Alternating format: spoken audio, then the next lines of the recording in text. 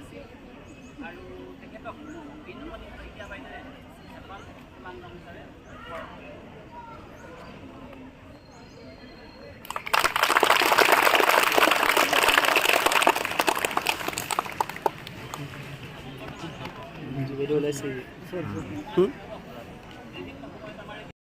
তো বৃক্ষৰোপণ কাৰ্যসূচী চলি আছে বৃক্ষৰোপণ কাৰ্যসূচী বৃক্ষৰোপণ হয় ছাৰ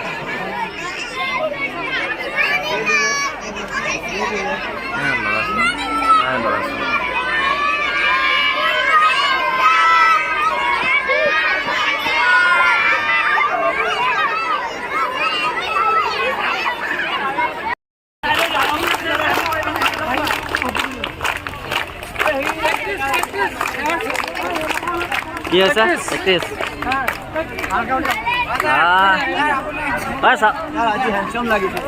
চাপৰি মাৰা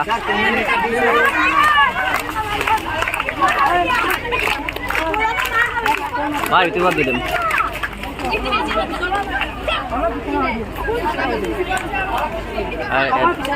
দেশী বাইদেউ আহিব উঠাব ৰবা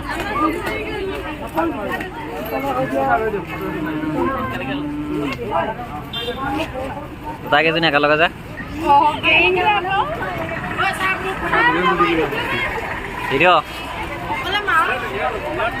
এতিয়াতো এডিচি বাইদেউ আহি আছে আমি ৰখি আছোঁ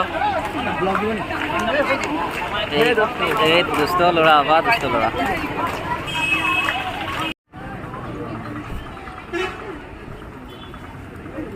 বনাবি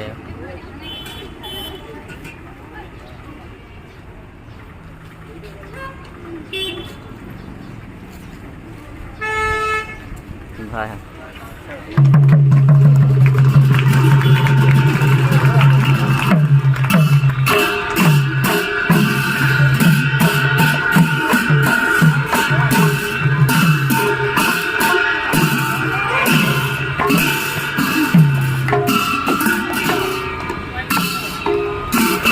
সেকেন্ড আছে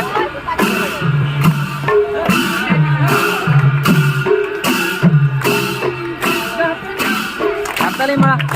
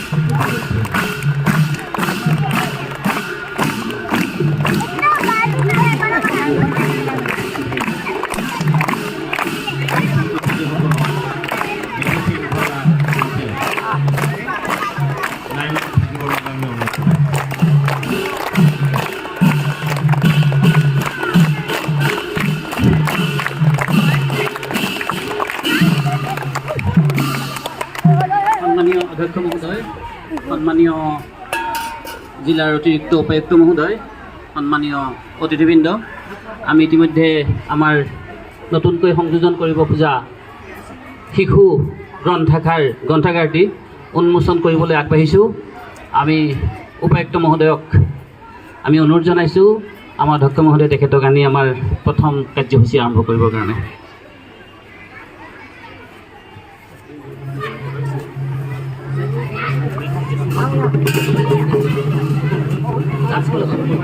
দাস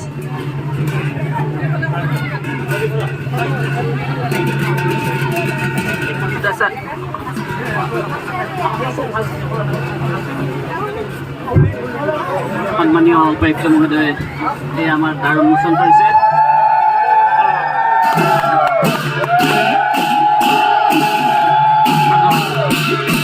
উপায়ুক্ত মহোদয়লৈ আমি ধন্যবাদ জনালোঁ। উপায়ুক্ত মহোদয়লৈ আমি ধন্যবাদ জনাইছোঁ।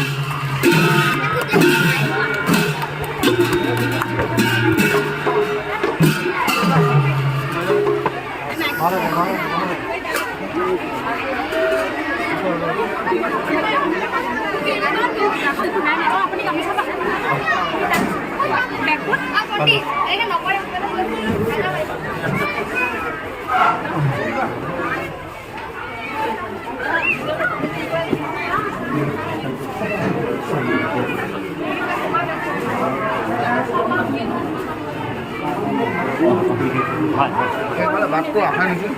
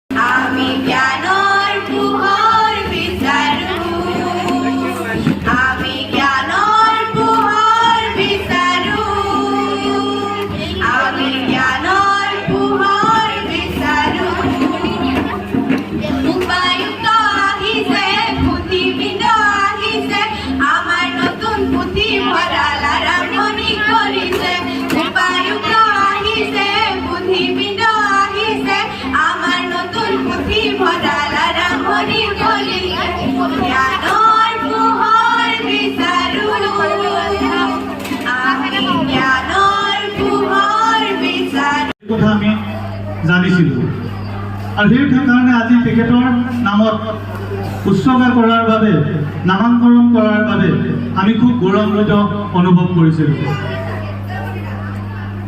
আৰু এই পুথিভঁৰালটি এতিয়া আমাৰ হাৰমতি উচ্চতৰ মাধ্যমিক বিদ্যালয়ৰ প্ৰতিজন ছাত্ৰ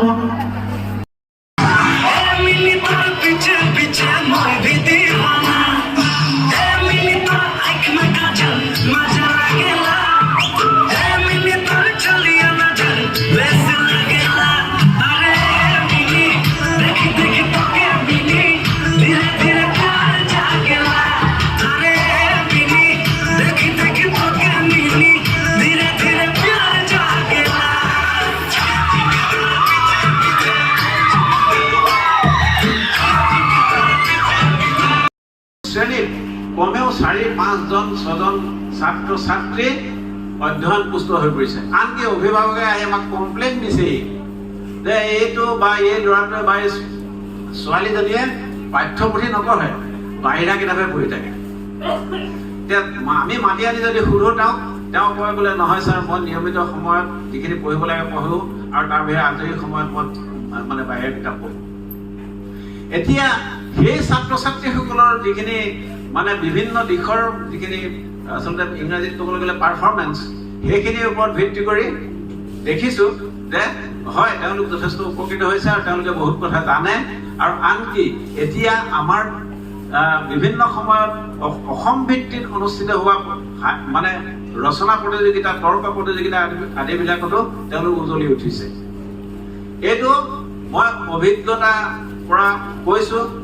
মাননীয় শিক্ষকসকলক মই অনুৰোধ জনাব বিচাৰিছোঁ যাতে তেখেতসকলে এই ক্ষেত্ৰত কিছু আগভাগ লৈ এই ছাত্ৰ ছাত্ৰীসকলক সেই ৰুটিন সময়ৰ ভিতৰতে যাতে তেখেতসকলক অকণমান আগবঢ়াই নিয়ে।